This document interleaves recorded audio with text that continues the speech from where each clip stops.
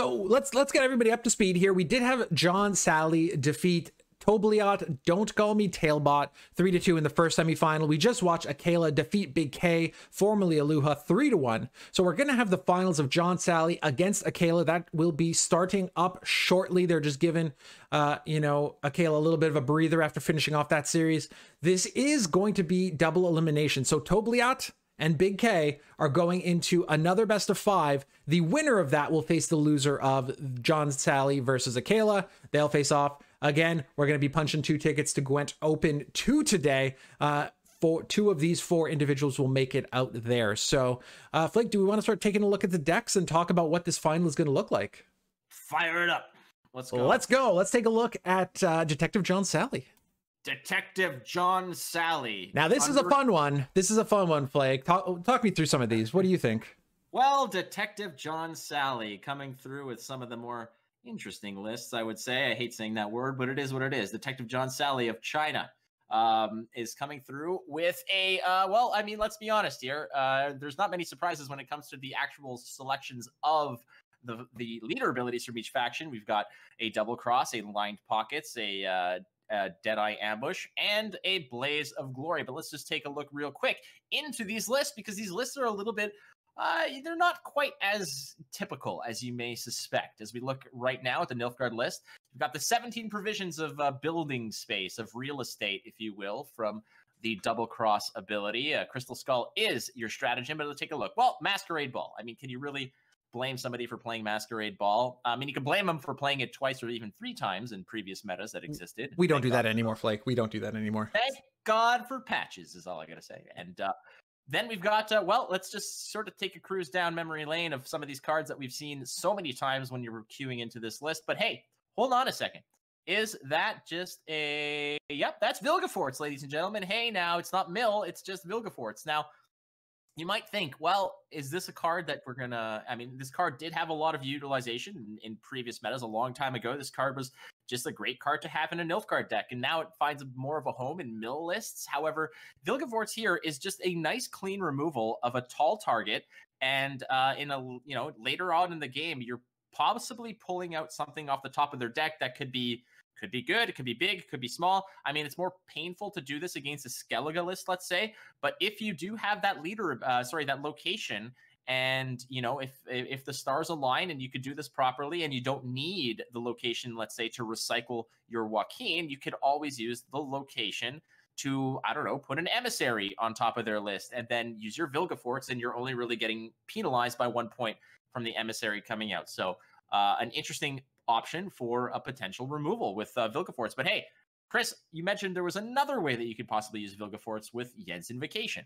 And I just, before we even get there, I don't know, for those of you who did tune in and saw the episode of Gwent Trivia, where I was lucky enough to be able to draw Vilgefortz, I strongly suggest you check that out, because it was a top quality portrait of our friend Vilgi. You can find that on 983's YouTube. But yes, you've got the option to Vilgefortz something of your own. You can Yenvo a unit back on top of your deck. You can drop down the Vilgefortz, burn something. That unit can be popped right out. So it gives you just so much versatility. Obviously, location plus Cantarella is the direction you want to go. Oftentimes on to Joachim. Make sure that Masquerade Ball procs nicely and cleanly and just play for so many points. But hey, Vilgefortz gives you that versatility to jam him somewhere. Or worst case scenario, hey, you've got 1 spender left. Your Sea Jackal is at 30 points. I don't even care what I pull out of your deck. It's going to be less points.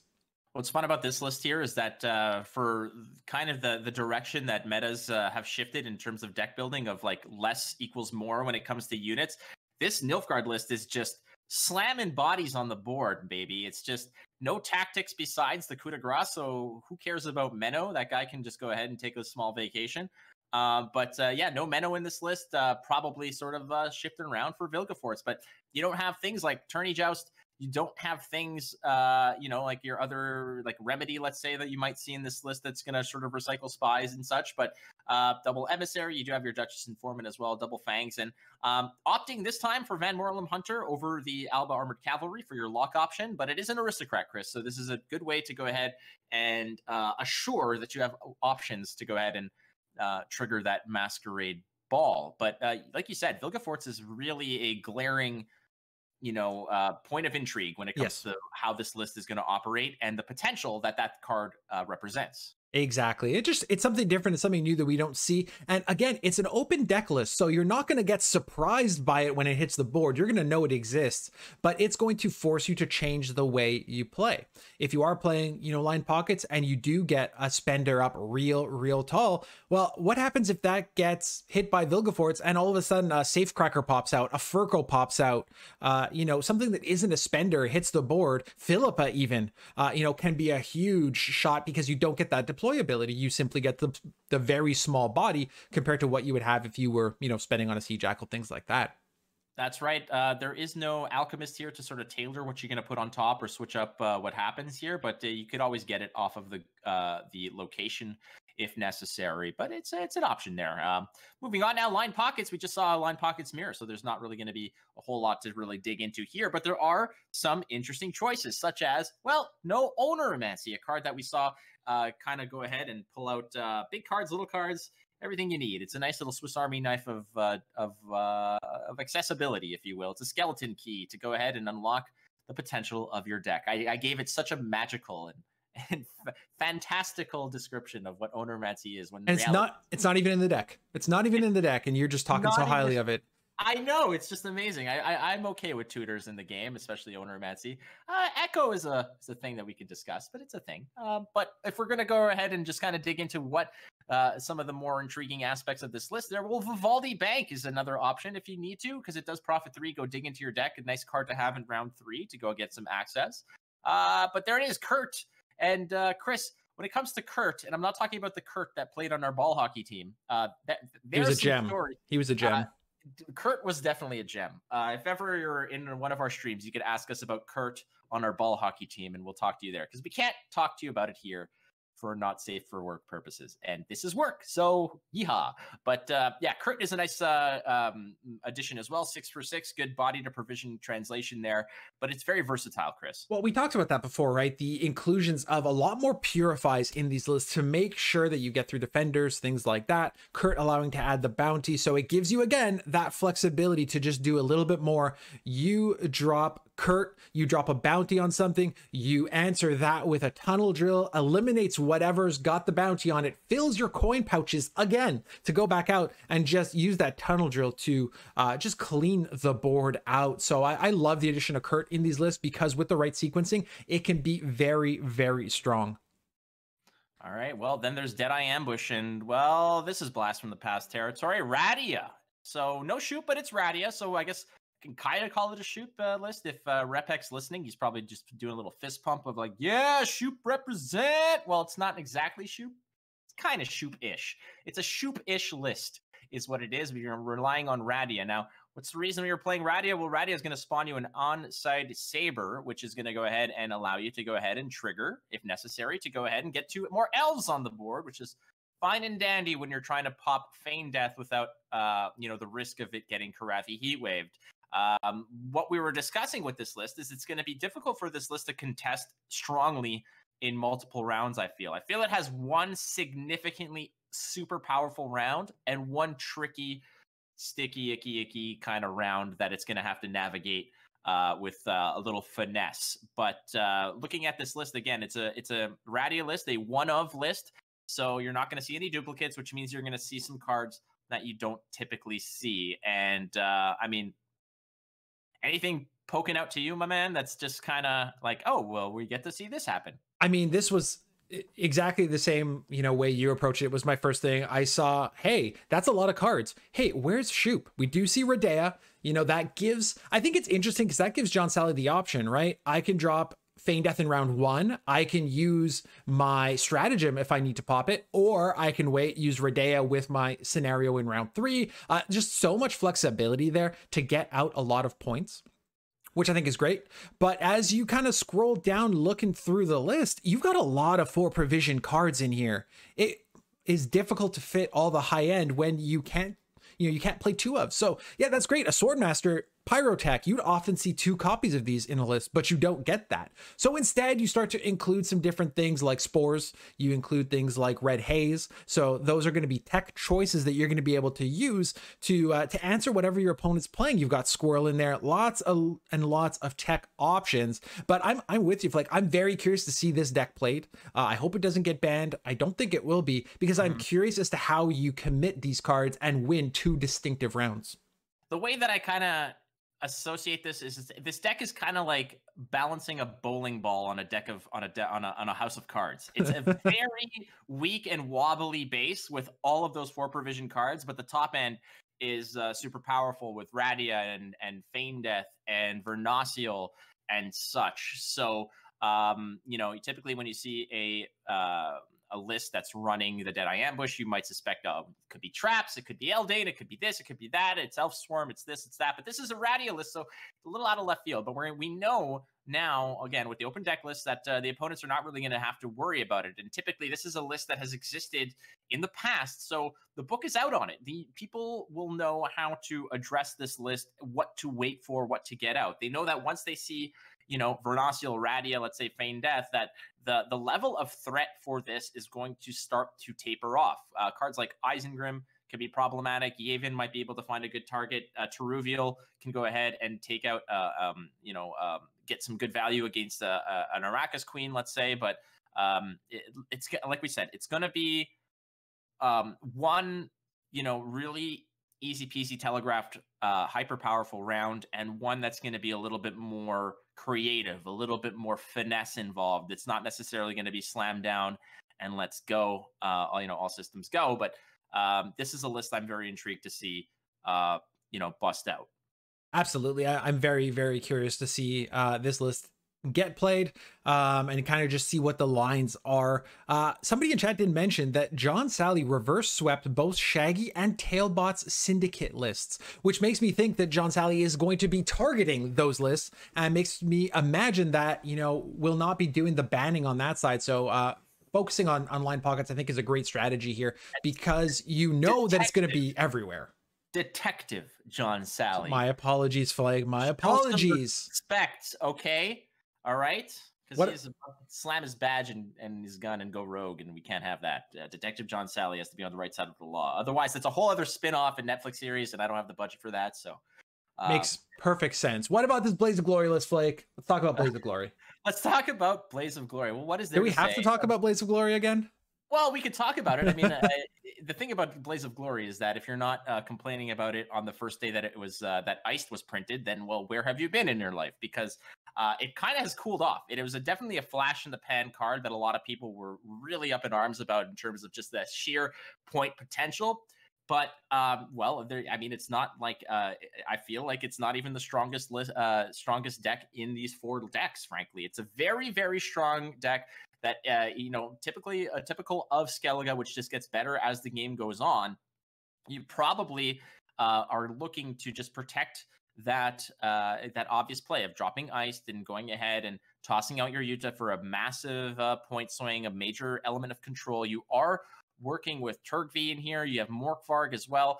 There is the Sfabled Totem in this list as well, which is a nice just drop of points and potentially go ahead and flip those over. And it's a potential 12 for it's a 12 for 10 provision ultimately. And the problem with the Sfabled Totem, I find, is that as Nilfgaard kind of became more and more prominent, the amount of spies that are able to just drop on the board, it's dangerous to play Sfabled Totem because you might not always get the value off of clicking the button and getting the damage in to flip those into the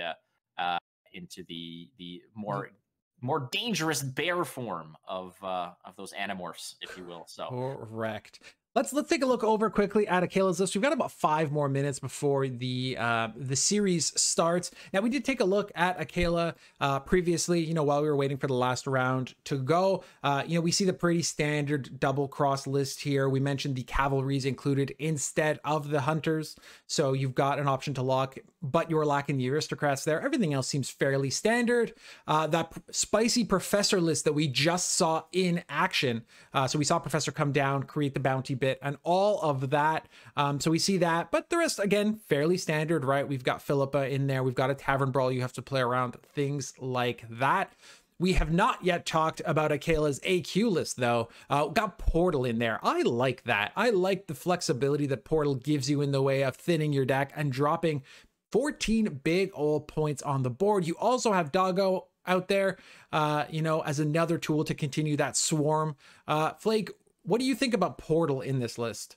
Well, this is oh my god, you've got Onel Conqueror in this list. But wait, it's not devotion. Up is down. Cats or dogs? What's going on? Everything's topsy-turvy. Well, the cool part about the portal obviously is that it's gonna yoink those Onel Conquerors out of the list. There's no deploy effect. There's no problems with it. They just come out as 7-point bodies with Veil, which is a very powerful tempo play. The portal thins. It will offer you 14 points of value, which is great. Now, what are you giving up for that portal? Well, you're not going to see a Triss in this. And the reason why I think that Triss has kind of fallen out of favor in certain cases is the fact that line pockets is very, very prominent, and there's a lot of special cards that Philippa can pick up that you don't want to see. Philippa is really Philippa in an AQ list that might pick up like a who knows, a Payday, a Bloody Good Fun, a Dip in the Pontar or whatnot. Those are really bad cards to pick up from Triss. So opting for Portal, let's say in this case instead of Triss, is nice. Because you're basically getting the points, getting the thinning that's necessary. It's a good tempo play. It can protect against, you don't have to worry about things like poison or bleed or anything on those Onel Conquerors. The problem here is the fact that you have to make sure that you have the portal in hand and the Onel Conquerors in your deck. So there's no safety net here. Everything sort of has to line up. Now it's not. It's not like this massive quantum physics equation that you have to solve. You just have to have 2 Onel Conquerors in the deck and the portal in the hand. It's not difficult to pull off. But, one extra mulligan that you might be sort of on the fence about could potentially ruin a round in that case. So we'll keep an eye on how that one turns out. Knicker's in there as well. You got the location, Yennefer, Heatwave.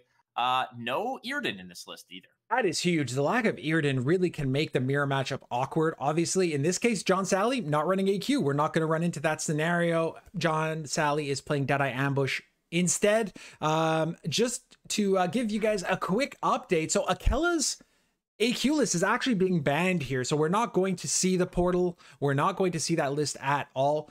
We do have Akela on blue coin to start, so Akela will be going first 3 out of the 5 games. John Sally 2 out of the 5. So we will not be seeing AQ. Lined pockets, as somebody mentioned previously, is potentially a target of John Sally. So wanting to see that line pockets go through makes a lot of sense. And then we'll have to contend with both Double Cross and SK as well. These are some. But again, we haven't really seen.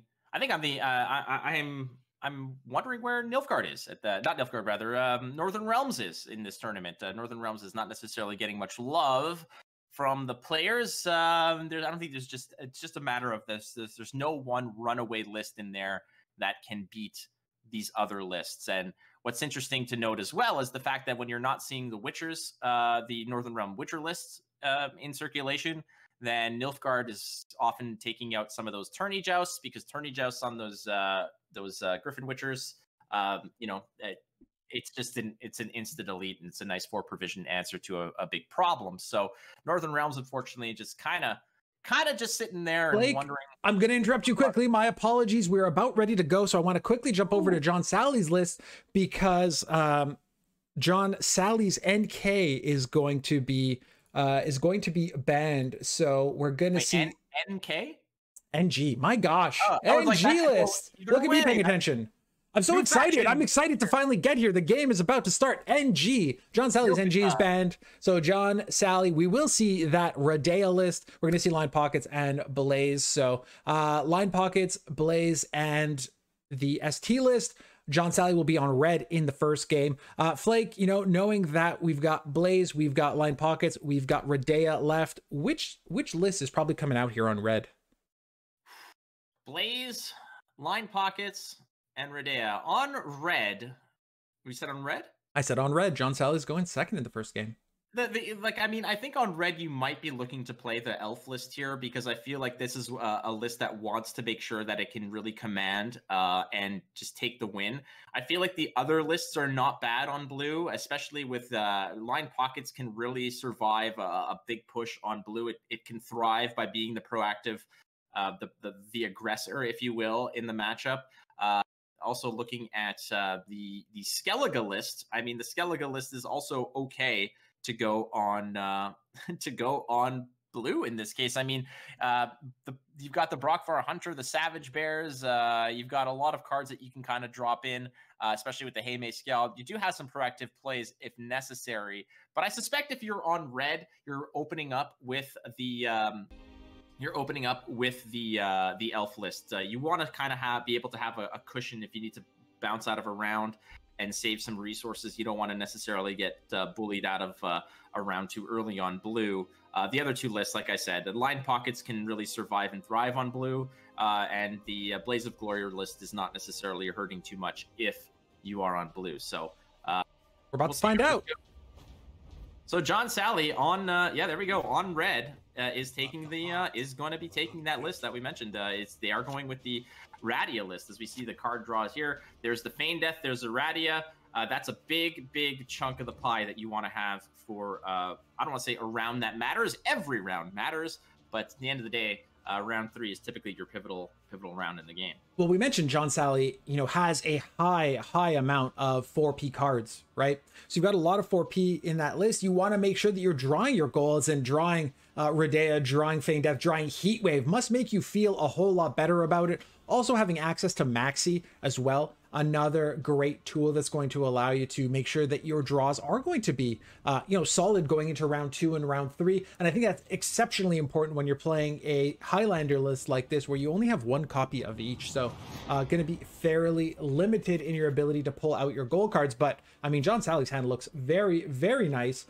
Meanwhile, Akela on the bottom, taking some mulligans, getting a good mix of bronze cards that they can commit in round 1, which I think is always the challenge with SK. You can't necessarily commit all of your golds in round 1, so you need some of those bronze cards to be able to really set the tone. I just want to take the opportunity now to thank our good friend Repek. Repek is the one. He's our resident Vanna White of the broadcast right here. There's the Blue Mountain Elite.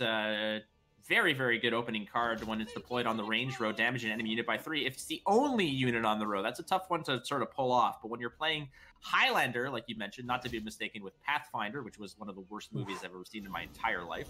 But that you're going to see some of these more interesting cards come out, the more lesser played cards like that Blue Mountain Elite. And Akela, in this case, again, it's some Boats and Bros, the new age Boats and Bros, which is you got your Heime. That is going to be pocketed by that boat there, the Dimmen Light Longship, which gets some work done. And this is what we're mentioning. Akela, with this list, with this Blaze of Glory list, doesn't mind being the proactive one, setting up the Heime Protector, setting up the boats, etc., to get the job done. There's the Feign Death, as mentioned, and a quick lock from Jengi Fret from the Bloodthirst is going to go ahead and put an end to that Swordmaster's whole reason, his whole raison d'etre. Exactly, and that's, you want to be establishing your engines as quickly as possible, and coming down and locking is going to be really important here. SK can struggle in round 1.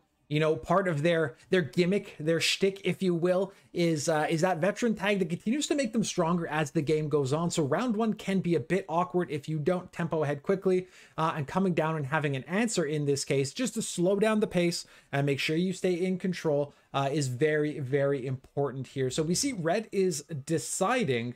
I'm trying to remember what card exactly would be using to decide here, or would be deciding for.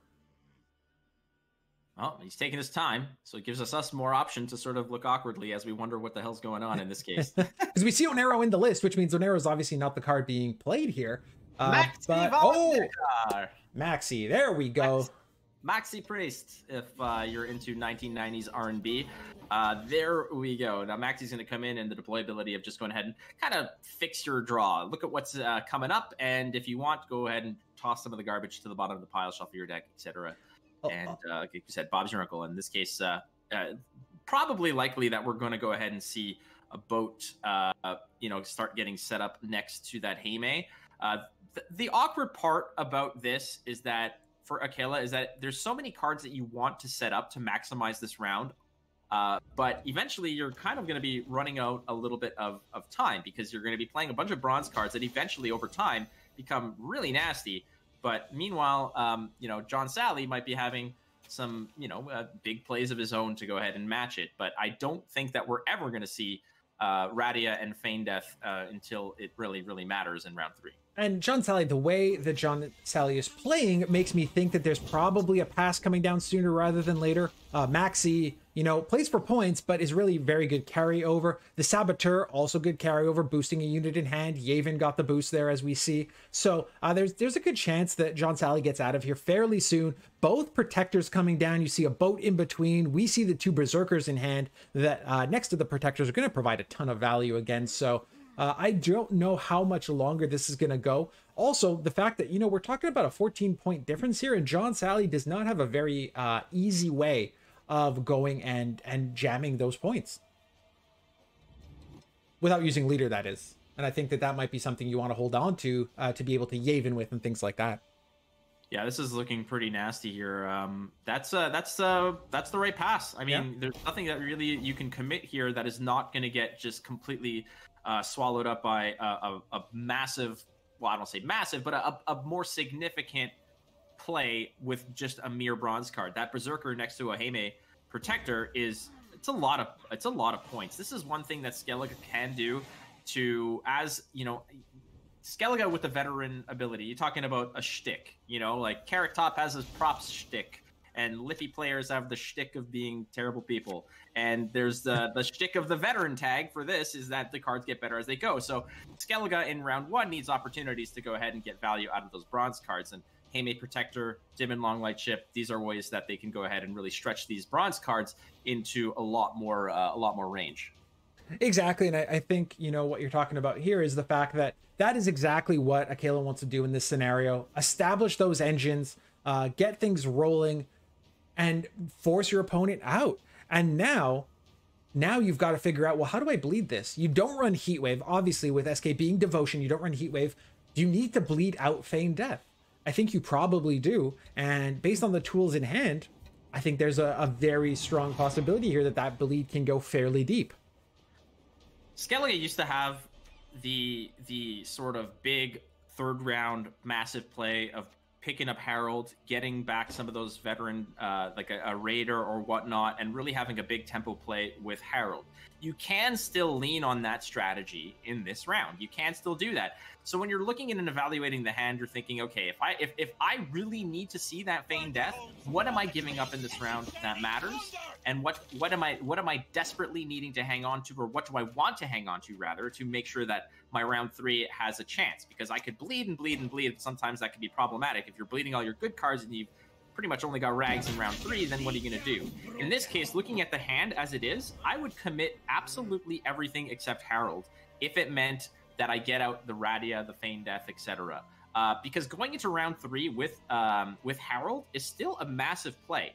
And if we can take a look real quick, if Repek can go ahead and take a look at the Skellige list, I just want to see what's in there that he could potentially be drawing into. We are on a delay, Flake, so unfortunately, while Repek would love nothing more to show you exactly what's in there, this is a little bit of a delay. So he's doing the best he can to show us kind of what's in the deck as we go along here.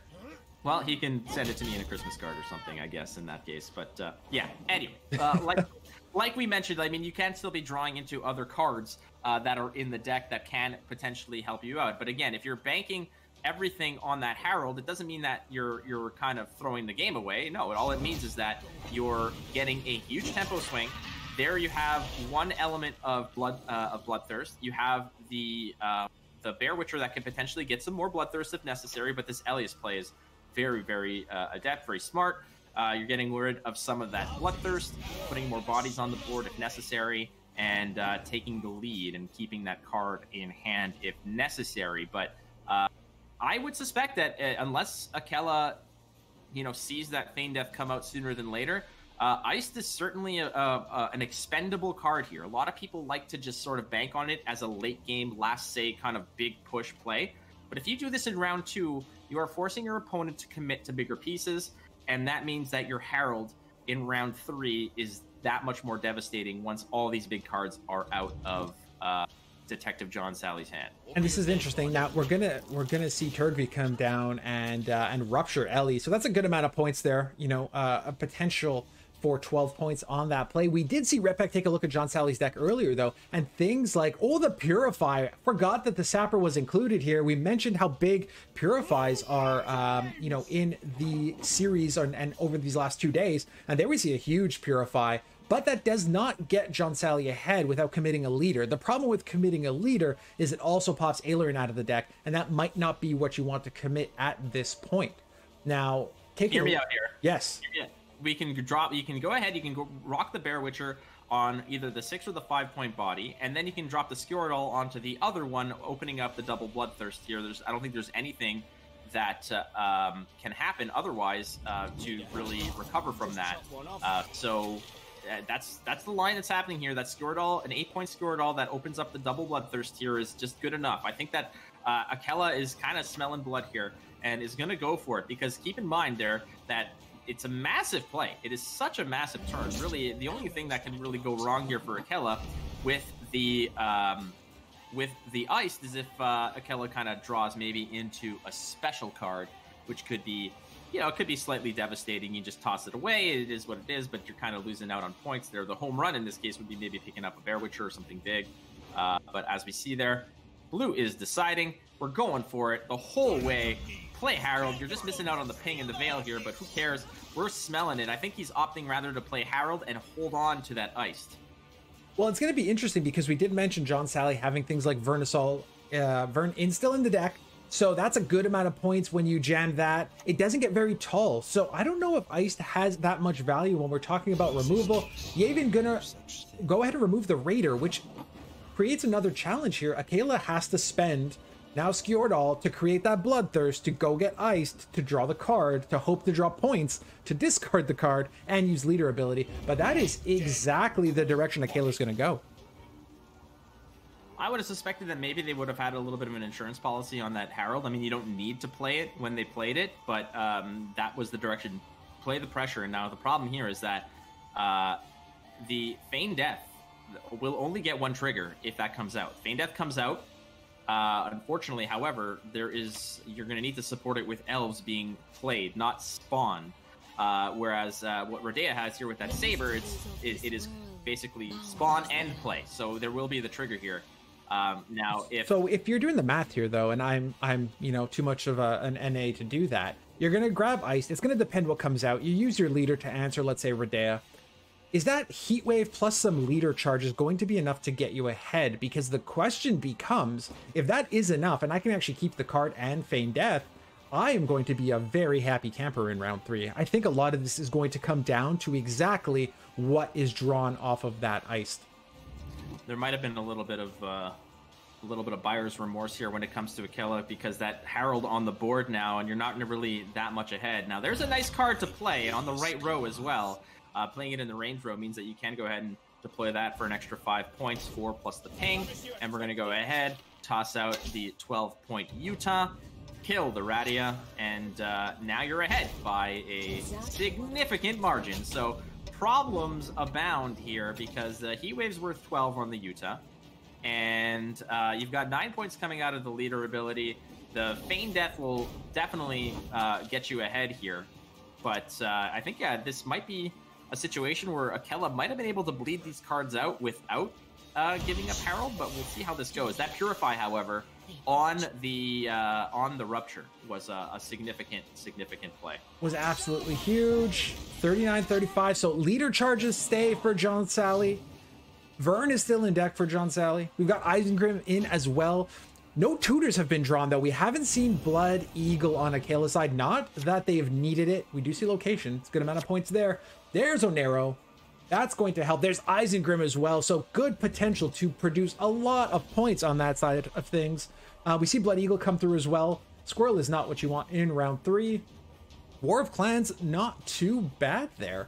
Gonna, again, produce a good amount of points. That Bomber, I mean, if you wait, the Bomber will play for 6. So Well, the bomber can play for 6. It's also a nice house for that Blood Eagle should it need to go ahead and get deposited on something there. But yeah, like you said, when it comes to bird feeders or round 3, squirrels are not what you want. But picking up a Vernacial off the Oneromancy, it's as good as you're going to get here. That's a lot of points. Just 11 points, 3 bodies. And keep in mind, the leader is expended by Akela. And there's not a whole lot going on here, but what is that Blood Eagle picking up? I mean, you do have some pretty decent points here. I mean, trying to be optimistic, I don't want to sort of call this before it's over, but there's the fact that the leader charges are still pristine, sealed in package, are and ready to just kind of go out there. John Sally, Detective John Sally, is counting the days till retirement here, but he's just been given an opportunity to be promoted to lieutenant, and we're looking at it right now. It's going to be a challenge because you have a few different options, but the longer you wait, the worse it gets. Good chance we see a Bear Witcher come down here, do the damage to just killing off one of the Deadeyes, knowing that Isengrim is an option. So interesting play there, not lowering Vern down to a point where Blood Eagle lets they can go track down whatever they would like. Because that is, again, another very, very interesting option. You've got things like Vabjorn in deck that can pull you something. You have a few options, but Bull Leader and Isengrim is going to put 26 points on the board, and it's not going to necessarily be an easy answer here. Not easy at all. And, I mean, it's not exactly it's not a howitzer at the end of the day here that's coming out of John Sally's hand. It's a Dolbafana bomber, which is... Just a little pew-pew. Just a small pew-pew. No one wakes up in the middle of the night going, Dolbafana bomber. Oh my god. No, nobody does that. It's mostly tunnel drills that haunt our dreams. But, that is fair. But I mean, when you have a cushion, you have a 21-point cushion, and it's pretty significant, and you're just kind of floating on 2 special cards. There's a Blood Eagle that gets you a Raider, I guess. That's 8 points from the Raider. It's also 8 points from the Berserker as well, but ironically the difference would, because of the bomber, this is the better play, right? Because the bomber comes down, you can click and heal back up, but that Berserker would not have allowed for that. It would have flipped immediately once the bomber was played. Well, we'll see how this shakes out. Again, as they say, math is for blockers, and we're gonna go ahead and heal up 4 of those points. We got a War of Clans, but it looks like this might have been... I don't think 14 points come out of that War of Clans. Hey now. Not this patch. No. This patch. Well, so maybe a little bit of buyer's remorse there. When you're committing the Herald when you did, I would have suspected maybe you hang on to it. You could have probably pressured with Iced and gone forward, but what the hell do I know, right? That's why we're here, they're there, and that's how it goes. But ultimately, I think it was only a 7-point deficit at the end of the day, and both players kind of sort of playing with the scraps left from their decks. Oh, we're going to open some goodies. Let's see how Repex's RNG is looking. We're going to go ahead and pop open.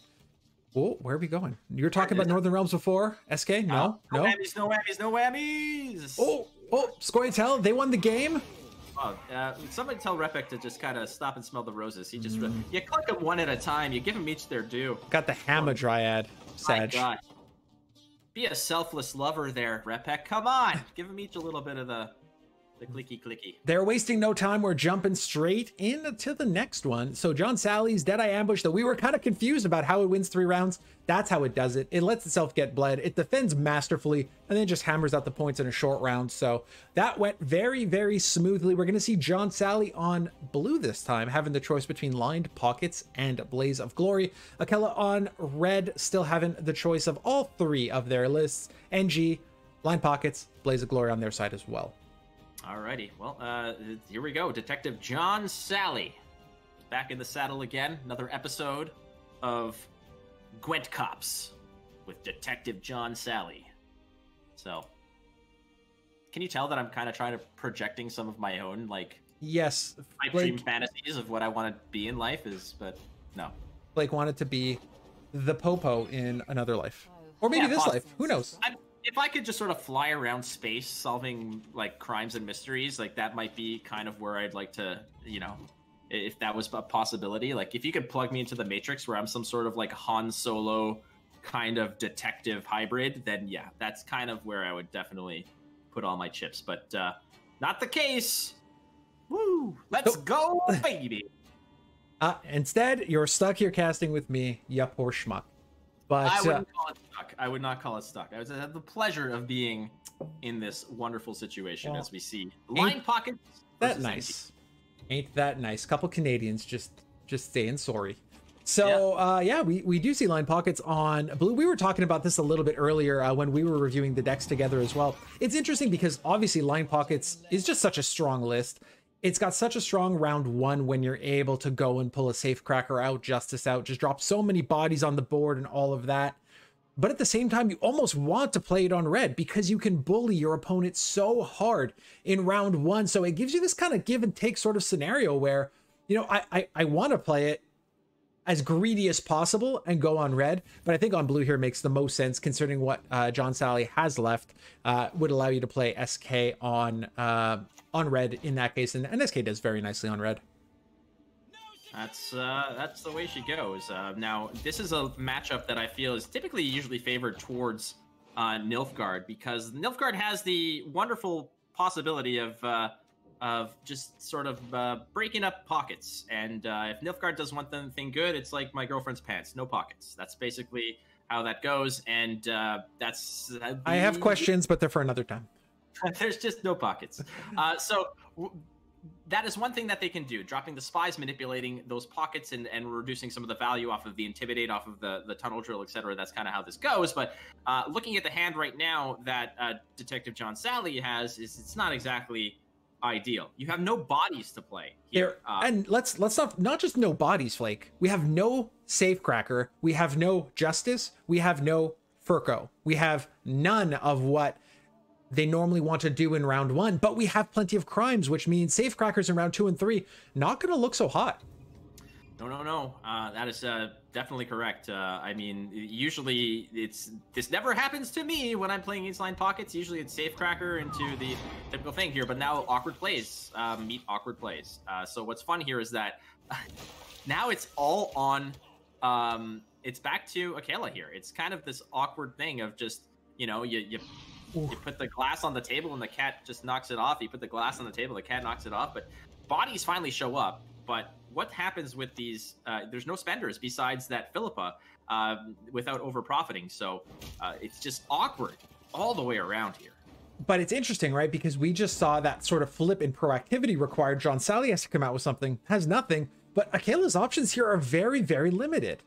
What do you do in this case? What do you play to get ahead? Do you drop an Alchemist, YOLO it, and hope you can yoink something strong off your opponent's deck? Do you go and play something like Joachim, knowing you can put that back on with leader?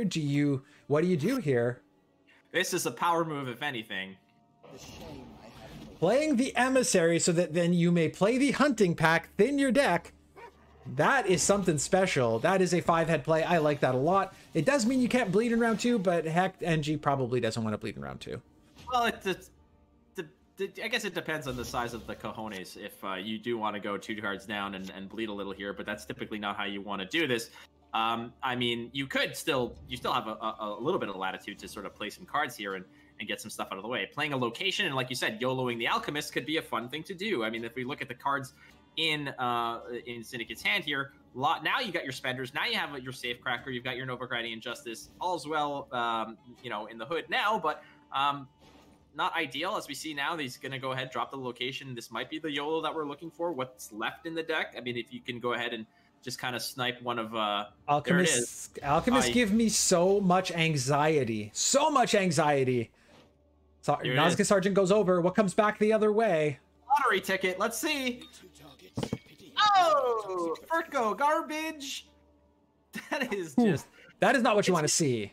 Well, I mean, yes and no. It's a nice card to have, but I mean, what are you going to do with it? It's just, it's a card that you're taking from your opponent that means nothing. And now it's on the top of your deck, so it's a little self-pollution in that case. It's not exactly what you want to do, but I mean, it's not a, maybe you want to take that instead of something else, frankly. At the end of the day, it is a tutor card, right? It is something that's going to allow your opponent to thin their deck. It is going to allow them to pull another crime out. It is a body on the board. It is also a crown splitter, which means it's good for your drill pocket. So not the worst thing in the world. Definitely not that YOLO high roll you were hoping for, especially because Justice is already in hand. If Justice wasn't there, you know, and they had to go digging for it, that's a different story. But based on this case, I mean, That hand is looking better and better as time goes on. There's Kurt, Justice, we've got Jock, we've got the Heatwave, we've got Cleaver. Are we missing anything? Oh, look, Mr. Tunnel Drill does not seem to be in hand.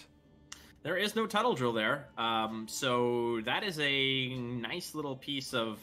Well, hold on. There's still a mulligan left. Oh. Hey, that could be a Tunnel Drill. That could be a Tunnel Drill. That is a Tunnel Drill with the right amount of coins. That is correct. We talked about it before, right? The lack of having Onero in that list.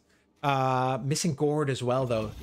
Missing Gourd as well as the Tunnel Drill. I have to imagine the Tunnel Drill comes down for a ton of points, but we're going to have to see where these spies get placed. If we look at Akela's hand, you've got Roderick, you've got an Emissary, Masquerade Ball, Usurper, both missing on Akela's side. So the questionable draws continue. Nice seeing the Cavalry come out here, though.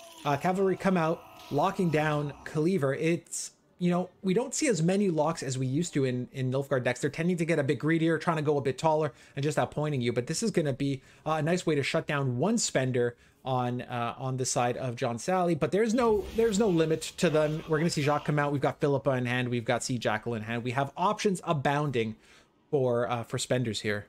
Yeah, locking that Cleaver is important because, frankly, when it comes to getting down and dirty and naughty, I mean, Mia Cleaver there is going to be one of the prime suspects that you gotta have to address. Already creating a pocket, there is no drill, but there is access to a drill with the Vivaldi Bank. So here we go. We're starting to tear these pockets apart and wedging in there. You know, just kind of like when you're. There's a girl you like at the party and you sit next to her and then your buddy's like, hey, I'll just sit right between you. That's just ruin out all of that wonderful synergy that you might have had. Committing Joachim here is interesting. Now, and correct me if I'm wrong, Flick, but I'm looking at Akela's hand and I see Roderick, who has the possibility of pulling Ball. Though at this point, you may be a little bit more interested in going to get Usurper because you don't have the ability to proc Ball twice, right? If you put Roderick down, you pull Ball, you Menno into Coup. Coup goes to hit your Joachim. So you play your Roderick. Your Roderick will get your Ball. You pop you basically pop the coup de grace on your Roderick to go get your Usurper. So that's how you sort of complete the package in that case. But you are kind of getting around, or you're sort of sacrificing the double pop on the Joaquin. As you can see there is the Roderick. So you will be thinning out, hopefully, the Ball. Now, keep in mind there that you might not get that Ball. But do you even want Ball in this scenario, knowing that John Sally does play Heatwave in the list? Could just come down and delete that. If you've got the choice of Roderick getting you Ball or Usurper, do you just go for Usurper at this point? The most points. I think that you could potentially actually bait out. I hate to say bait out it seems so wrong to say something like, I'm going to bait out a Heatwave with a Masquerade Ball. But, you know, the Heatwave exists either way. There's a 15-point target there as it stands. So the way to complete the package here would be basically you drop the Roderick. Roderick can hopefully get you the Ball. Now, keep in mind that you polluted your own deck with that Furco. That is a gold card that might be a tough swing for you when it comes to getting the Ball. So there's potential, there's potential self-sabotage in the works here. As we see, the Safecracker comes out. Really only one crime in the hand. So the reason why the bank is not a crime, unless you've ever played ATM fees anywhere, you'd probably agree with me that banks and criminality kind of just go hand in hand, but see how this goes.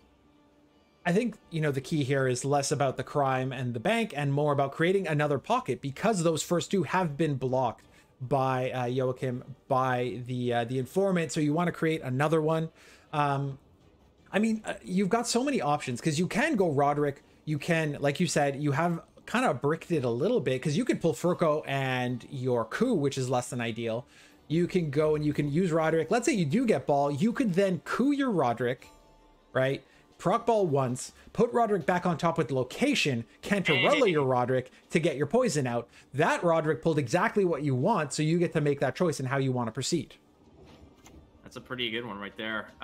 Also, very astutely playing the Roderick in the back row, because you don't want to clog that front row too much until you're able to play your usurper. But there it goes, insta delete. That was basically the easiest decision that Detective John Sally has to make. It was basically the DNA was there, the gun was smoking, and the confession was recorded. John Sally immediately, case closed. Goodbye, that's great ball. Let's not forget that, you know, this still, I don't think that Akela is all that upset about it. Menno still comes down, grabs your coup your Joachim, block another potential pocket, go get another ton of points. That heat wave deleting ball does save you your 15-point assimilate engine you currently have on board. No, going for the Roderick, wants to go get the usurper, doesn't want to risk pulling Furco off of the Joachim. Now, what's dangerous here is that you might think it's like, oh, I'm just going to clog that front row and not click the button on usurper. What can possibly go wrong? Don't do that. Well, no, you don't want to do it. Now, you could have done it in the sense of if you did keep that front row clogged, Philippa couldn't steal it because the row was clogged. So it was a potential fun little piece there. But that is the most efficient way, ladies and gentlemen, to spend your money. If you're not investing in Dogcoin or GME, you can always go ahead and just give your money to Philippa, who is blind, and will spend your money accordingly. And the 2-to-1 ratio, coin to points, goes ahead and just snipes that thirsty name. And that's not just the 14 plus 3, 17-point swing. It's also the points that that card represents down the line. Now, let's not forget, we have 8 units, 8 bodies in that front row. That informant is going to be body number 9, which means if you do find a tunnel drill, it is not going to find a pocket. Yeah, this is dangerous. This is very, very dangerous because if you the front row is already clogged up, no more room at the end for the front row. Back row slowly getting pushed together there, as you can see. It's getting crowded. And, I mean, Detective John Sally still got 2 of those spies, his informants, his undercover agents. Sorry, that was Akela. Akela is going to be go ahead and, you know, picking up all that space in the back row. So we have got Siggy coming out, and you know what I think is, I mean, only for 4 coins, it is what it is. But we can potentially look at, with location, putting a spender back on top. I do believe there's a Sea Jackal in the grave. That gives you some options. 4 coins isn't a whole lot. We're going to see kind of how this goes, but I'm wondering what was spent earlier on that makes sense. Yeah, we would have to see the graveyard to know exactly what you'd want to put back, but that side of the board is slowly being filled up. You've got 3, 6, 7, you've got 2 more, but you've got Emissary and Cantarella. Akela may actually end up filling the board before they can finish playing all their units. But yeah, we're going to see Jacques go bye-bye. So I think in this case, you have to drop your, you drop your Sea Jackal right here because the other cards can potentially just play to no bodies on the board. The issue now is the fact that, well, you're going to have a full board. It's going to be basically no vacancy on that side. Detective John Sally's side has nothing else going on here as we look more so at Akela's side. Well, you got an Emissary, you got a Cantarella, you got all kinds of stuff, and the location still hasn't been triggered. So... You've got that lock in hand as well, so that lock can answer the spender. I assume that was being kept for the tunnel drill, but in this case, answering the spender is going to be important, depending on how many clicks go down. But John Sally knowing that, hey, I have 8 left in my deck, I've got 4 coins in the bank, I have got the ability to dip in the Pontar and Vivaldi Bank to fill that back up, so I have access to pretty much anything left. I imagine that's going to be Gord on that side of things. And Gord may need to come down sooner rather than later, depending on how many spies get thrown out there. Well, that's the problem. It now becomes a matter of who can clog the board first, right? Because the problem Roderick comes down. That is going to fill the board. Roderick's going to go and give access to Jacques to come out, spend the coins. What a masterful play. That is huge. That is huge. That is why I am not good with the Nilfgaard. Because here comes Jacques. Jacques is a spender, including the 4 coins you have in the purse. That is clogged. You don't get access to Gord, even if you want to. Akela's Emissary is blocked as well. Can't be played on your opponent's side, but that's okay. Well, whatever. I mean, at this point, it's that is looking pretty nasty. I mean, well, then again, you do have the spender there. It's going to get locked up. So I guess that's all she wrote for there. So what can you possibly pull from that... I don't know what else is in the deck if you go and bank, but... Well, we'll find out. It's not a drill. This is... Ladies and gentlemen, this is not a drill. I guess Bloody Good Fun is the best way to go ahead and use those coins. It's not enough at this point there, as you can see. Amazingly so, that didn't get him ahead, but the last card was an unplayable card, which is quite fantastic in this case. The Emissary, once again, the haymaker at the end of the matchup as red wins the game. And we are all tied up. We're all tied up 1-1. Let me go fix those scores. Play what you gotta do. And I've said this in the past. I feel like Nilfgaard in this matchup is a favorite for sure, purely from the fact that, again, you're just going ahead and you're just weaseling your way in between those pockets to sort of disrupt some of the value, clogging the board. It's a dangerous dance that you want to get into at the Masquerade Ball. If you're going to be punching your ticket to the Masquerade Ball, make sure that you've got your social distancing going on, because it gets real crowded real fast. So typically in those cases, if you're playing as Syndicate in that matchup, maybe you want to bleed a little bit as much as you can, get that ball out, maybe play to a shorter round so things like this don't happen. But finding some of those lines and creative ways to go ahead, put Roderick back on, pick it up, get this card, get Jacques, etc., etc., etc. And being able to sort of dance around that Furco that was just swimming around the deck, getting ready to ruin your day. Repik just made a very questionable choice selecting that Mentor. I won't judge him, but I'm not entirely happy about it. We'll let that go, though. He had 2 premiums in that keg. Not a terrible keg. So we're going into game number 3. Akela going to be on blue coin. John Sally on red. John Sally still has that line pockets list that we just saw take the L, as well as a Blaze of Glory on Akela's side. Exactly the same thing, because Nilfgaard is through, so we've got line pockets and Blaze. So, with Akela going first, going to be on blue, are we going with lined pockets again? Is that what we'd want to see here? For Akela, let's take a look. Well, you've got line pockets, you've got Blaze. I feel like line pockets between the two would prefer to be on blue, even though both are an option. Though John Sally has really done the deed against line pockets. So we're going to see a mirror matchup here. Blaze versus Blaze. That's right, Detective John Sally coming in with the Blaze list, and these lists are a little bit different from one another. Again, some choices that you may agree with, you may not agree with, but at the end of the day, Akela and John Sally are both going to be playing some Blaze of Glory. As you've seen this in action, you know more or less what to expect in these cases. It's essentially a situation of, who can get the Bloodthirst on their ice, who can sort of hold on to it, who can use it the most effective way, and then we go from there. But as the players get their mulligans down and down to dirty, we're going to, see how this goes in this case. So it's going to be interesting. We see that Savage Baron up on John Sally's side. We were talking about that before, Flake, how, they've been around the block. They have been a good bronze support card. Late in the game when there's 2 of them, 1 in the graveyard, 1 in hand, you get that extra bleed off of it. So interesting to see that.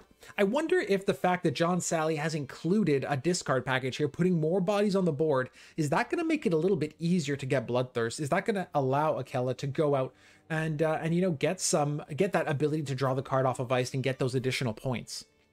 Getting Bloodthirst against Skellige is not it's not difficult at all, given the fact that this is a faction that doesn't necessarily boost their own units very much, and they don't really give a damn if they're kind of cut or scraped or scratched here or there. So I don't think it's going to be a big deal.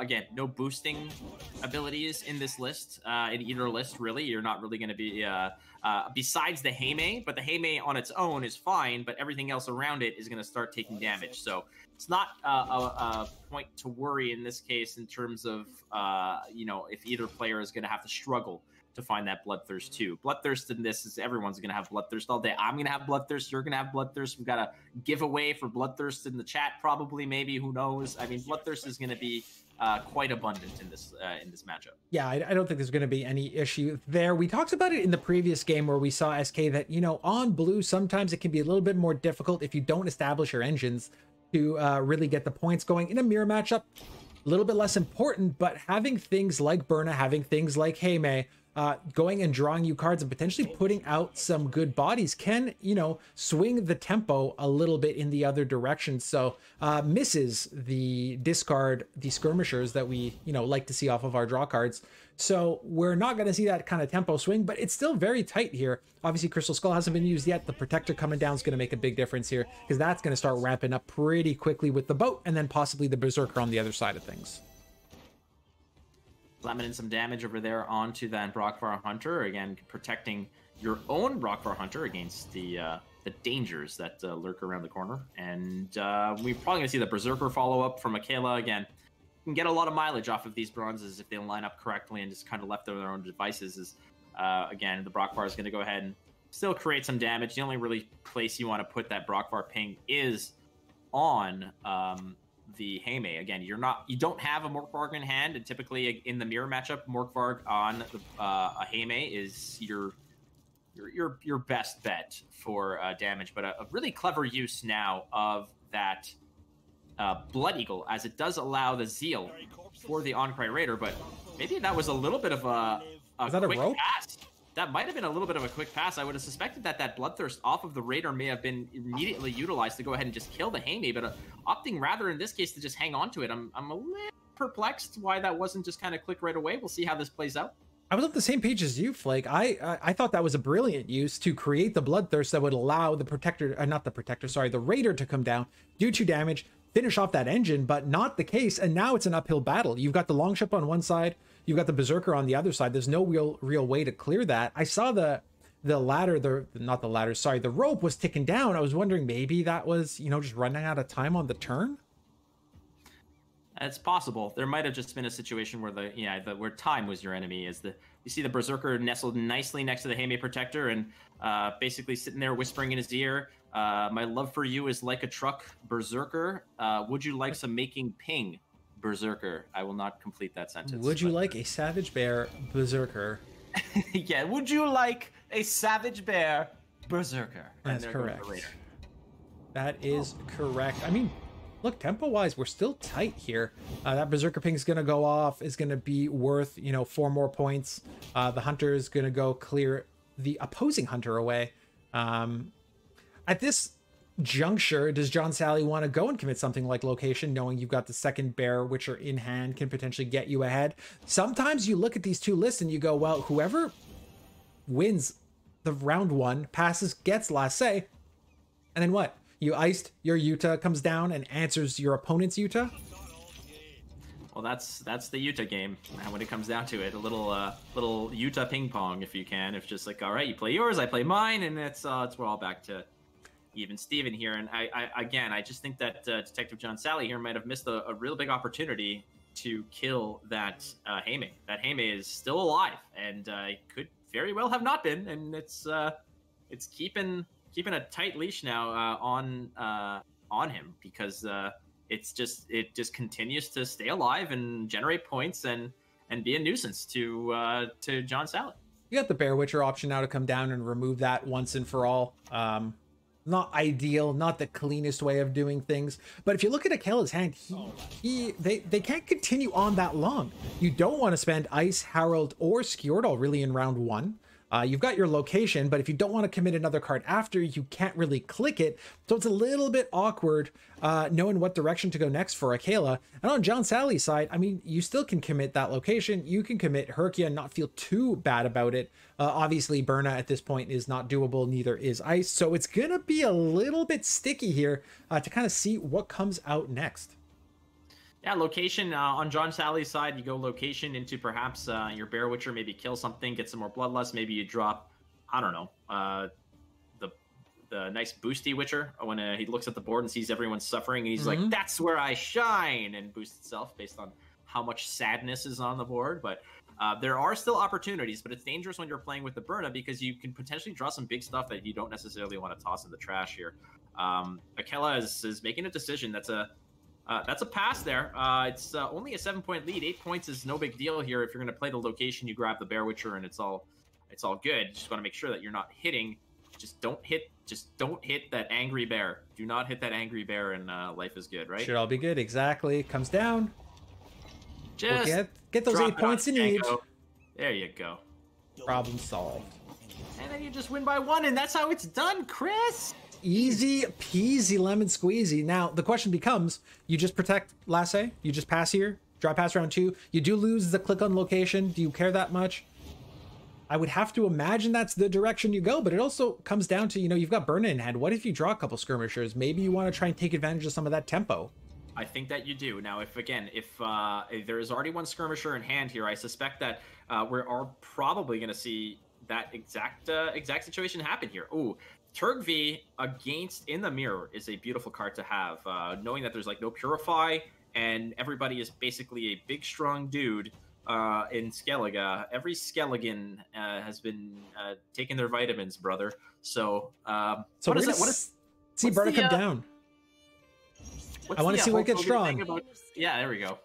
Oh, interesting. Okay, so not too bad. I was just wondering, sorry, Flake, I'll go back to that, though. I will answer that question. But I wanted to be careful because on the discard here, you have to be careful. You've got Iced, Blood Eagle, Turgv, and Skjordal that you absolutely do not want to discard, knowing that I draw 2. What if you draw into Mork and something else that you don't want to, you know, dump? So in this case, it is done. John Sally has clearly said his prayers, taken his vitamins, good to go. Shows up strong.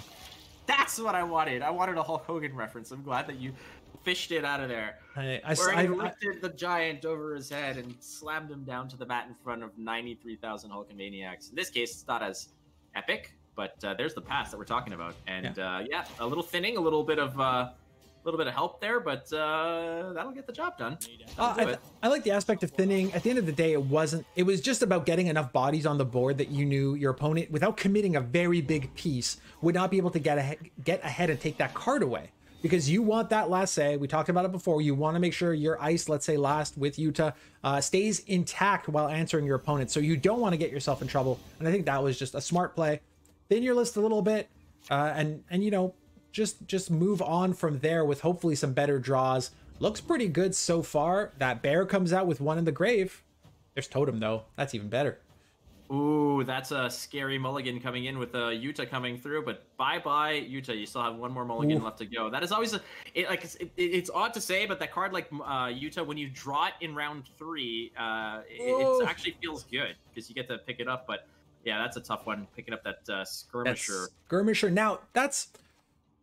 Now here's the interesting part, right? We talked about how John Sally has last say. That skirmisher can be discarded from iced and hit the board. That does mean you need to have 1 card left in hand when you play iced, which again opens up the opportunity for Akela to come back and answer it. Ooh, what a tangled web we weave here. Detective John Sally is gonna. It's not as clear cut as the case files may have otherwise illustrated. Totem comes down here. Totem's nice because it's going to suck up a lot of damage off of things like Herald and whatnot. So can, in a lot of ways, just eat some pings and flip your dudes anyway. There's Harry coming out. That's a tough one, but it is what it is. There is even a situation here where maybe you use that 2 points to go ahead and flip one of them, meaning that the Sable Totem is no longer as cool as it may be. But we're just passing the turn. You're probably going to click that. Well, do you click it? I guess the thing here is that you do have the Skjordal, which can go ahead and delete one of those bears. But I think rather you're holding onto that Skjordal to answer a Herald, as you see it occur right now. So 1 Herald is gone. I don't think we've seen. We don't have Herald on Akela's side. Well, now that's a problem. We do have Blood. I mean, look, we have Blood Eagle, right? That's a pretty easy way, typically, to get Herald out, but it's going to be later in the game. Little awkward turns here. I mean, you can drop, should you wish to, the Rupture, the Turgv, if you want to. Is that Turgv? That's Turgv, right? We have Turgv in both hands here. We can rupture some things. Is that Turgv or is that you in winter, Chris? Because you have equally of aggressive beards. I mean, looking at the premium card in John Sally's hand, that looks just like most Canadian winters. Occasionally I will need an axe to be able to remove the ice from the top of my car driving to work. So yes, I don't typically wear as many animal pelts as Turgv does, but I can definitely see where you're coming from there, Flake. It just looks like it. It looks like you're saying, like, thank you, brother, for pushing my car out of this ditch on this Canadian tundra of danger. But it's not the case. But there it is. There's Skjordal comes out and goes ahead and just takes out one of those bears. And I guess that might open up opportunity now where Harold will live, but you got to fight it, right? Because you do have the Blood Eagle, but no way to necessarily get it. So I guess we're going to have to go with some Savage Bear help here, as we're going to go ahead and just drop some bleed and do the thing that we do. Savage Bears also very common in Canada. I mean, in reality, Skilliga and Canada just not that far apart.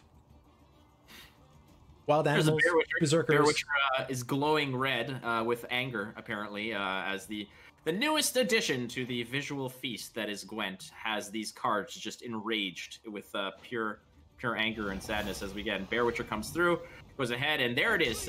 If we can start looking at the bloodlust as it appears, everyone's going to be bleeding and sad as it happens. But what we're looking for here, frankly, is we're really looking for protection from a potential Blood Eagle, and the position of that, Bear Witcher means that Blood Eagle is open now, and you can't necessarily, you can Blood Eagle now if you want to, but you got to figure out how you're gonna.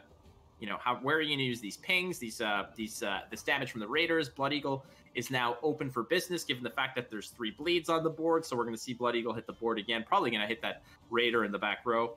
Just spread out as much blood as possible.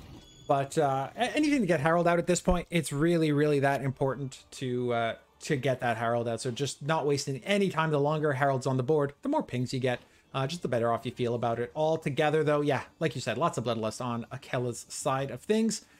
To go back to that adrenaline piece, I'm fairly certain that Slama streamed that one time and played the Witcher trio incorrectly, and from there he went back into the office and said, that's it.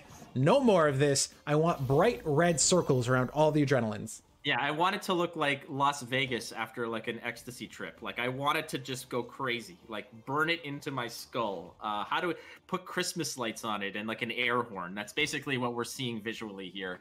But that's kind of how that goes. But as we see now, I think that the reason why we didn't hit the bloodlust on the back row there is because we're looking to go ahead and maybe drop some Turkey value off that 6 points in the back row. So that might just be how it goes.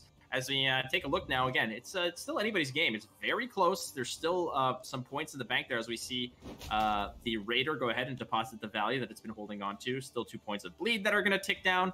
And yeah, the problem here is where are you going to get the bloodlust value if you're Akela? You're still holding on to 2 points of value in the back row. Turgvi here might be an opportunity to go ahead and threaten that Raider in the back row. I'm trying to figure out what the situation here. I think both of them are looking to maybe say, okay, I want a Turgvi, your Turgvi. Yes. So play your Turgvi so I can respond with Turgvi. And I've said Turgvi so many times. I think that might be what's going on here as Perka, before anything bad happens to her, is just going to go ahead and fire away. She knows exactly what's happening, that there's a good chance that if she, is not, is going to be dealt with pretty immediately. So let's send those pings on their way. That is pretty much going to guarantee Bloodthirst on that side of the board. John Sally's going to have no issues there because there's really no way to heal anything up at this point. So now it's just going to come down to who Turgies first, who Ices first, and who answers who. So we're going to flip over and give John Sally the opportunity. Now, do we just play that Skirmisher from hand? Are we just sad about it and do we just drop it? Or do we consider the possibility of maybe getting to discard it off of Ice? I mean, you could drop it if you want. The thing is, if you drop it now, it means that you're playing responsive to all their main plays. They play Turkey, you Turkey, their Turkey. They play Iced, you Iced, their Iced, so to speak. Also, we should have probably Rock, Paper, Scissors, who makes all the Iced puns in this one. Iced to see you, Iced to know you, all those other things. But I'll let you do all those, Chris. You just took the two best ones. What did you leave me with? Be creative. You left me with nothing. We also have no Vi puns. Always enjoy a good Vi pun. Jag did a phenomenal job last week knocking those out of the park, but we have not seen a Vi deck. So we'll have to deal with the Iced. Yeah, I'm sure chat will go ahead and just spam us. We forgot this Iced-related pun. But yeah, so here we go. Turgvi on the Turgvi, and playing that skirmish basically opens the door for the remaining, reactionary plays, as you can see. Even though there's a 13-point lead here for Akela, you're going to see that vanish quite soon. It's going to get bigger first. Yeah. It's going to get bigger first. That's not a good pick, but that's not bad. So Utah's going to come out here. Going to take down the 7. Yeah, I mean, like, look at this. It's a 41-point, 42-point lead. 43-point lead. 43-point lead, that's correct. All right, everybody. Let's see how this just absolutely... Oh, how the turntables in this case. Ice with all the bloodlust in the world. What if you draw Yuta here? What if you draw Yuta here? Off of the discard. Oh, more cards. It's 5 points is 5 points. That's basically what... That's what Akela got with that Hunter. So off we go into the Wild Blue Yonder. Is this enough? No. This might not be enough. I don't think so. That bricked skirmisher may have made all the difference. That 2 points is straight up that difference between a 4-point skirmisher that drops on the board and does nothing versus, you know, having something else come out there. So Akela taking the 2-1 lead here. Aye, that was a good one. And like we mentioned earlier, sometimes it gets a little bit tricky here.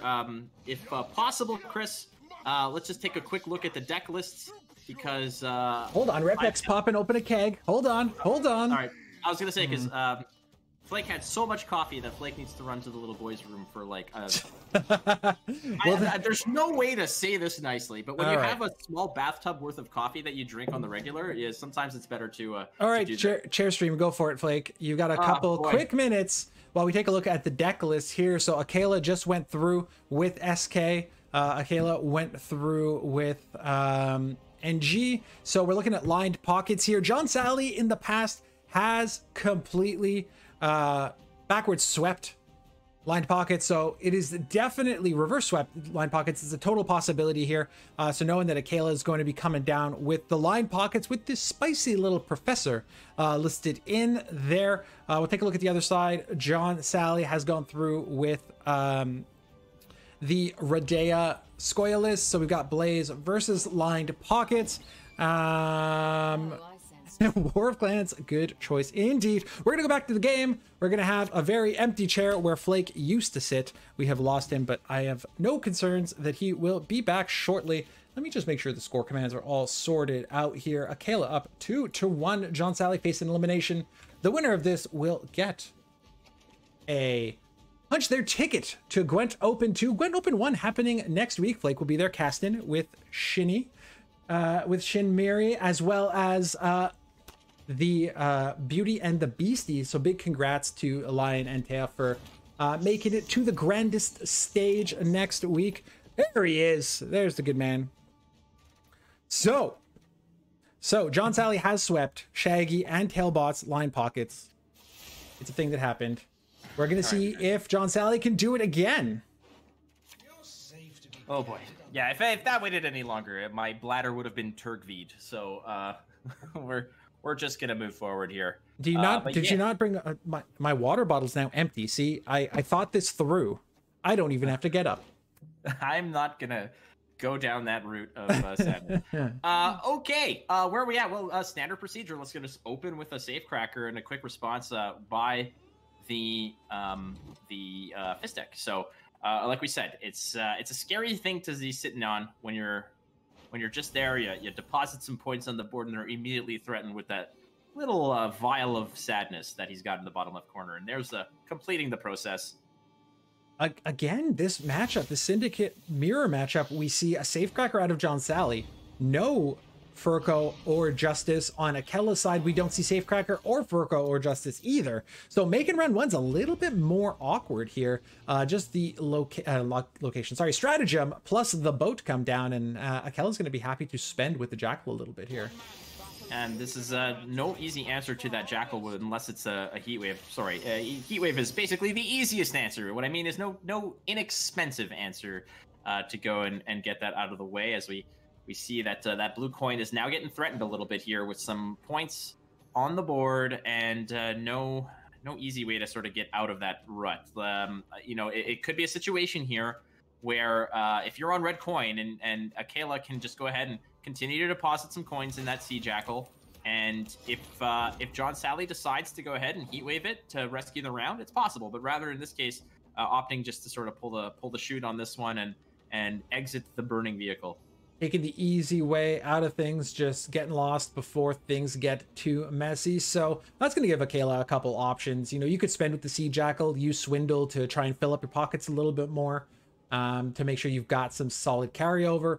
Payday obviously will do the same, put a couple points on your side of the board. So a few good options. I think most of them will want to be crimes, some of those cheaper bronzes to get you out.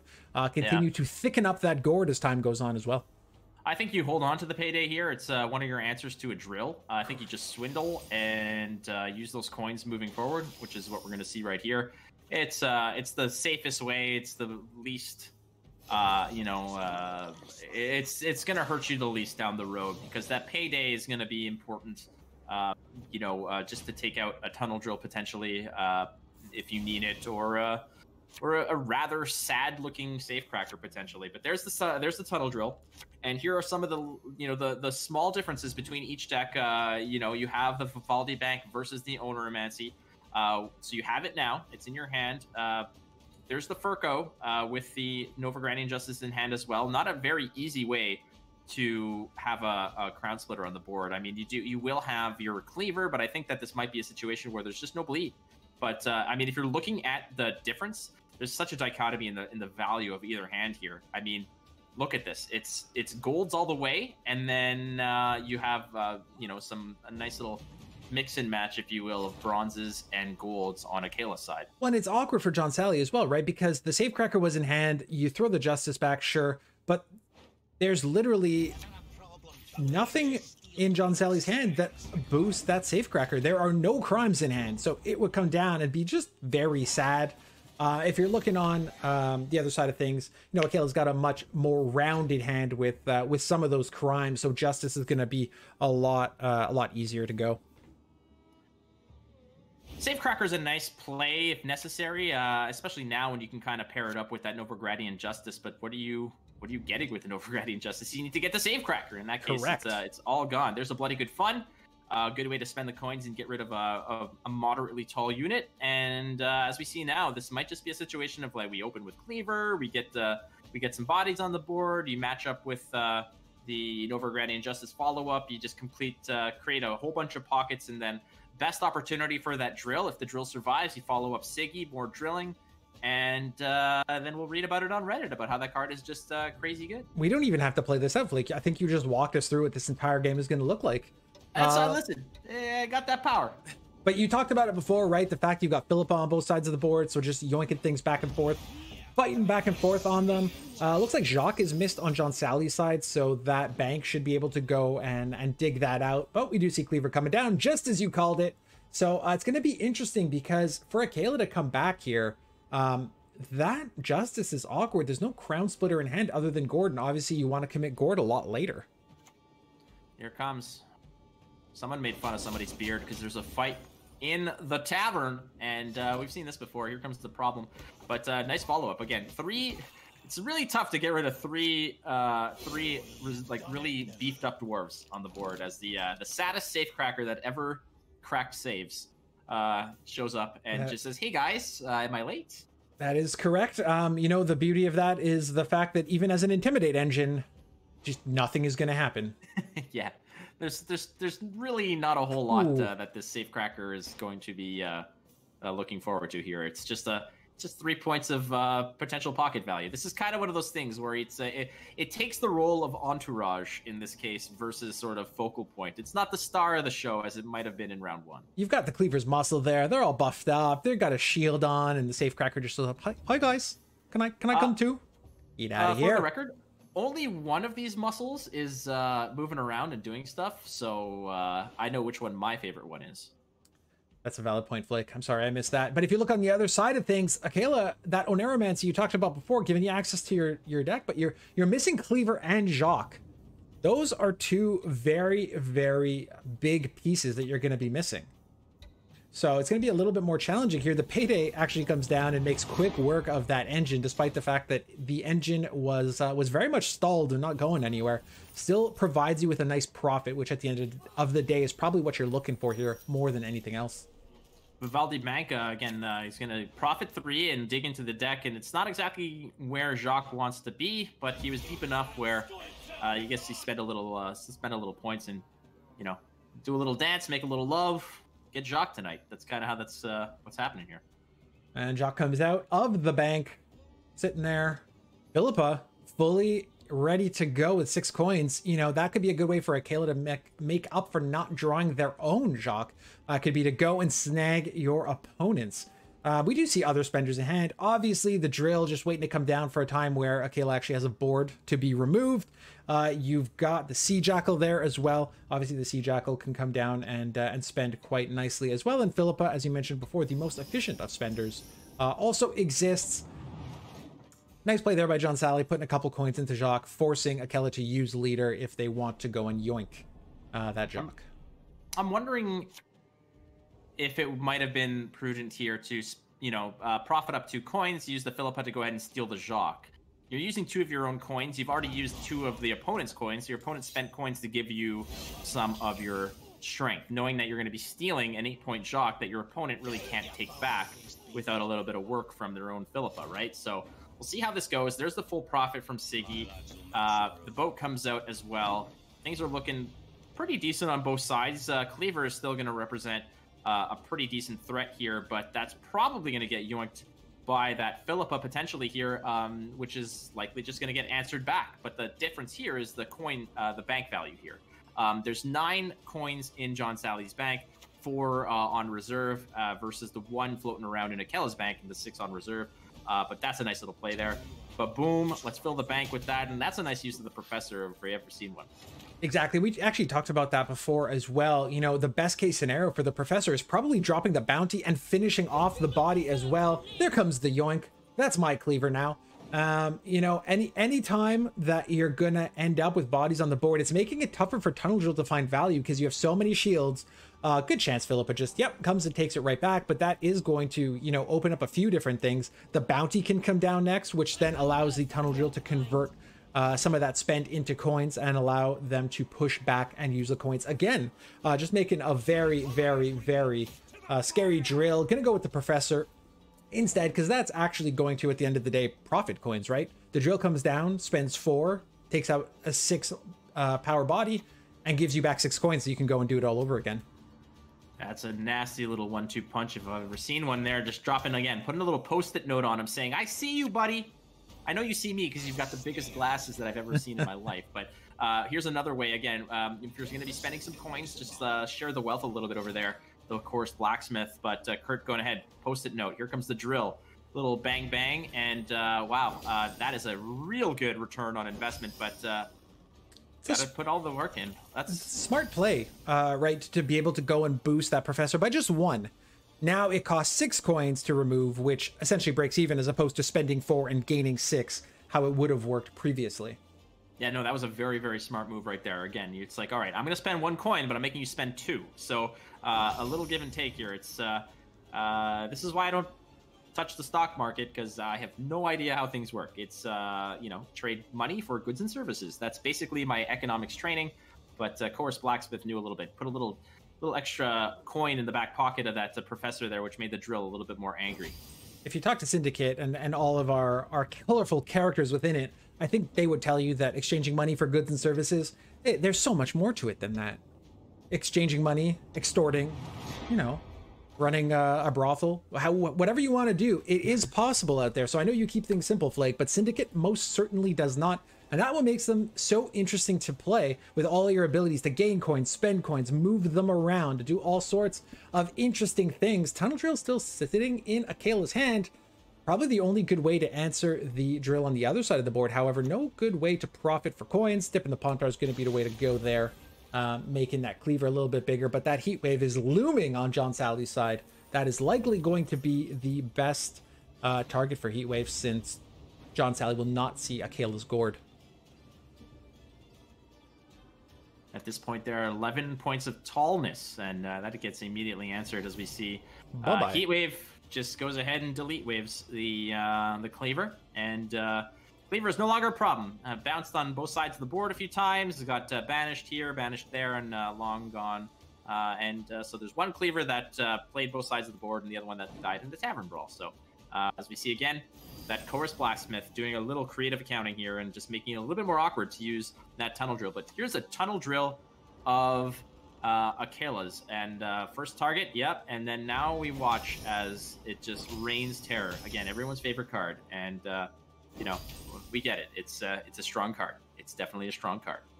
And you know what, that blacksmith is such a nice touch to have in this list, because oftentimes it can be a little bit difficult to manipulate small amounts of coins. So often what you end up doing is you actually end up over profiting like 1 or 2. In this case, the tunnel drill would have over profited by 1, but the blacksmith spending the 1 coin, putting it somewhere nobody's going to touch it on the boat, allows you to really maximize coin use. And in a mirror matchup like this, that is so important. John's Alley continuing to make things awkward by not giving Akela multiples of 3 to answer. Except for that one. That one's a multiple of 3. except for that one, but it's still fine. I mean, there's no more coins in the bank, so the last card that can potentially be played is some type of profit mechanic, which then will translate. But as we see here, the drill is just going to make short work of everything, and it's even Steven. So who's got the fatter gourd at that point? Not even close here. Not even close. John Sally's going to come down for 10 points. Akela's is going to come down for a whole lot more than that. Wait for it. It's I wish that Wait for it. just like, by the way, here it goes. This is what happens. Taking all of the fun out of it, but it's okay. Repek, we love you, buddy. There it is. John, the more gordo, if you will. That's what happens. The gordo. That is correct. That means that our friend Akela is going to be punching their ticket to Gwent Open number 2. What are we doing? Repek, reminding you, don't forget, buy the winter bundle. Yes. Going to support Gwent Open 1. Gwent Open 1 happening next week. It's the Snowflake. This is the Flake approved. They called me. They said, listen, we're willing to give you $2.75 million to use the Flake logo, the Flake kind of, the branding of Flakes to sort of sell our products. I said, you know what? It's all good. I eat enough ramen. I don't need your money, okay? So keep it. Use that. It's no big deal. Oh, what a lovely tea party.